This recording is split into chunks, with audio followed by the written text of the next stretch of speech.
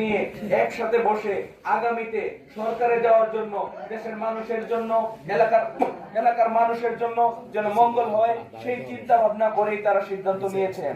সুতরাং আমাদের 11টি জোট হচ্ছে একটি পরিবার।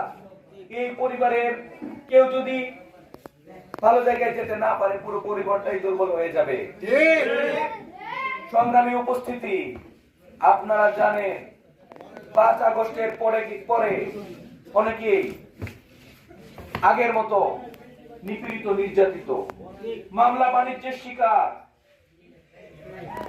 আমাদের রাষ্ট্রের যে মৌলিক চাহিদা থাকে, মানুষজন মৌলিক চাহিদা থেকে বঞ্চিত। অনেক মানুষকে হয়রানি করা হয়। আমরা তো এগুলা চাই নাই। এগুলার জন্য তো 2000 মানুষ জীবন দেয় নাই। এগুলার জন্য তো হাজার হাজার মানুষ পঙ্গুত্ব বরণ করে নাই। আমরা একটা সুস্থ স্থিতিশীল সমাজ ব্যবস্থা চাই।